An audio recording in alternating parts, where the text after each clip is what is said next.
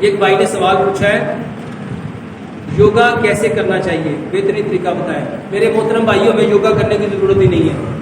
کیوں نہیں ضرورت؟ کیونکہ ہمیں پیارے پیغمبر جناب محمد صلی اللہ علیہ وآلہ وسلم نے پورا دین دیا ہے، ہمیں پورا دین دی۔ صرف اپنی نمازوں کو پیارے پیغمبر جناب محمد صلی اللہ علیہ وآلہ وسلم کے طریقے پہ کرنا شروع کر دو۔ دیکھو یہ میں نے کتاب لکھی، اس کتاب میں نے طریقہ بتایا ہے، اور میں نے بتایا ہے کہ نماز اصل میں ہوتی کیا ہے، اور میں نے بتایا نماز ہمیں کن کن چیزوں سے بچاتی ہے اور ہمارے اندر کون کون سی چیزیں پیدا کرتی ہے۔ لیکن یہ پیدا کب کرے گی؟ جب اس کو دیکھو، ایک مشین آپ لے کے آتے ہو، ایک مشین آپ لے کے آتے ہو، اور جو اس میں انسٹرکشن دی ہے اس کے مطابق نہیں چلاتے، تو کیا وہ چیزیں صحیح بنائے گی؟ نہیں۔